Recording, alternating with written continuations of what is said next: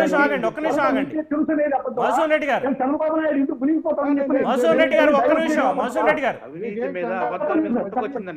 మధుసూదన్ రెడ్డి గారు ఒక్క నిమిషం ఆగండి. శ్రీనివాస్ గారికి సమయం ఇవ్వాలి. ఇందాక నుంచి మీరు మాట్లాడుతున్నారు, టెక్నికల్ ఇష్యూ వల్ల ఆయనకి ఇవ్వలేకపోయాం, ఆయన మాట్లాడాలి. శ్రీనివాస్ గారు చెప్పండి. శ్రీనివాస్ గారు, ఫ్రీజ్ అయినట్లుందండి మళ్ళీ ఆయన. శ్రీనివాస్ గారు ఫ్రీజ్ అయినట్టుంది, ఒక్కసారి చూడండి. వినిపిస్తుందా నా మాట మీకు?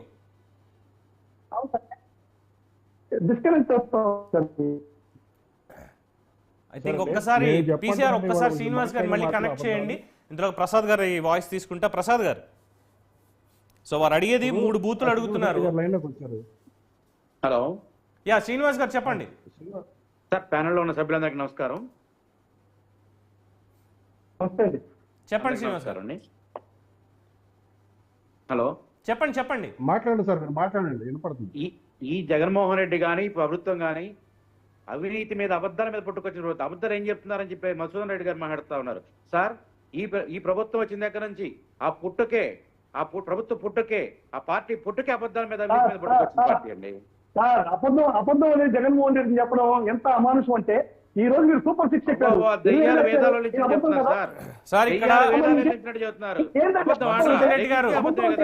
ఇప్పుడే చెప్పారు కదా, ఏం పరిపాలించారు, ఎన్ని నెరవేర్చారు సార్? 19 నుంచి 24 మధ్యలో ఆయన చెప్పని అబద్ధం ఏమన్నా ఉందా? ఒక్క నిజం ఏమన్నా మాట్లాడా? మంచి మీ మనసుకు తెలుసు సార్, మీ మనసుకు తెలుసు, మీ గుండె మీద చేసుకొని చెప్పండి. ఒక్క అబద్ధం మాట్లాడేదని, ఒక్క నిజం మాట్లాడని చెప్పండి. జగన్మోహన్ రెడ్డి గారు ప్రజలకు ఇచ్చిన హామీలో ఏమి అబద్ధాలు చెప్పారని చెప్పండి. అన్ని హామీలు అబద్ధాలే.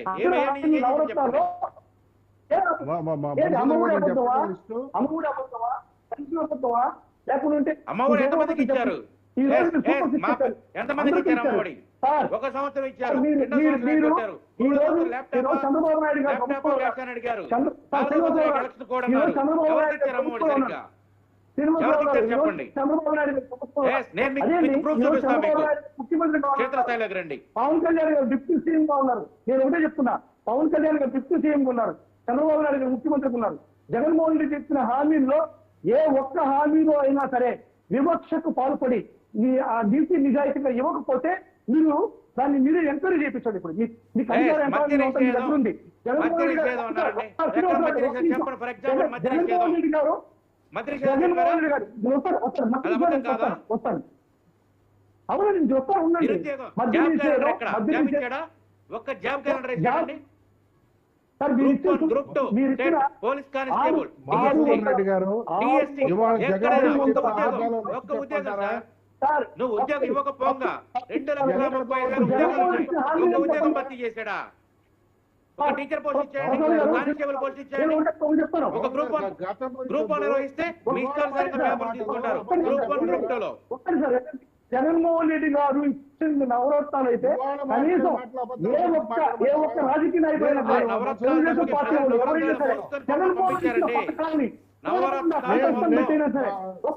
మధుసూదన్ రెడ్డి గారు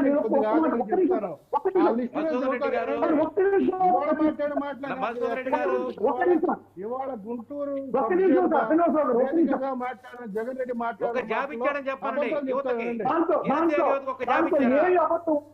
గంజాయి సాగు చేసి గంజాయి రాష్ట్రంగా తయారు చేశారు ఆంధ్రప్రదేశ్ రాష్ట్రాన్ని. సార్ ఇప్పటిదాకా మధుసూదన్ రెడ్డి గారు డిబేట్ స్టార్ట్ అయిన దగ్గర నుంచి మీరు గాని ప్రసాద్ గారు గాని ఇద్దరు మాట్లాడారు. వారికి టెక్నికల్ ఇష్యూ ఉండి వారు మాట్లాడలేకపోయారు. మధుసూదన్ రెడ్డి గారు ఒక్క నిమిషం ఆగండి.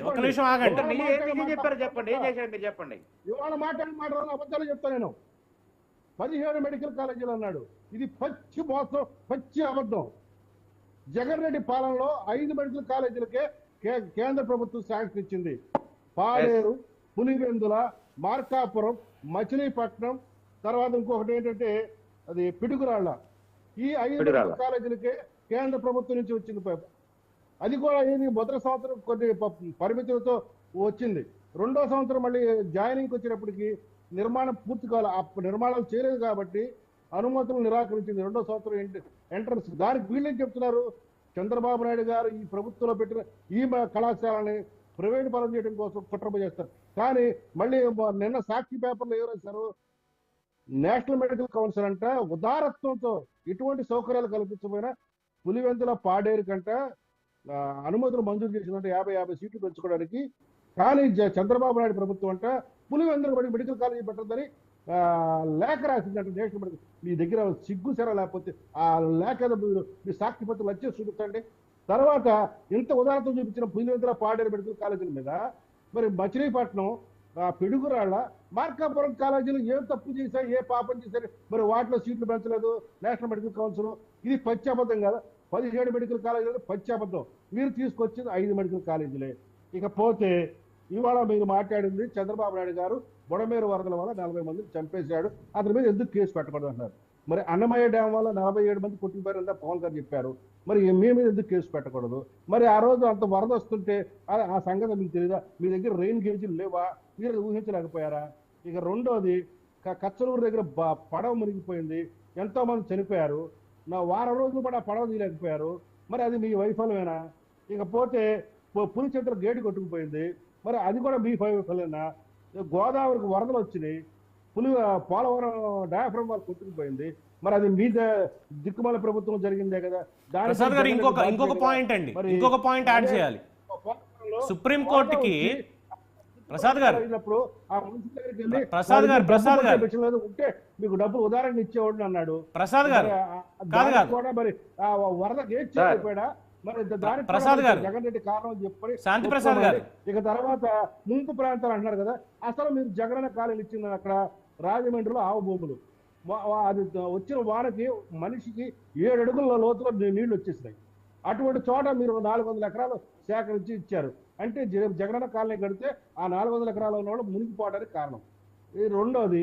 తర్వాత నిన్న గొల్లపురం వెళ్ళారు, పిఠాపురం నియోజకవర్గంలో పవన్ కళ్యాణ్ గారు, అక్కడ కూడా మీకు జగనన్న కాలనీ, అది కూడా మునిగిపోవడానికి. అలాగే శ్రీకాకుళం అతి పెద్ద జగనన్న కాలనీ అన్నారు, అది పూర్తిగా నీళ్ళలో మునిగిపోయింది వచ్చిన చిన్నపాటి వర్షానికి.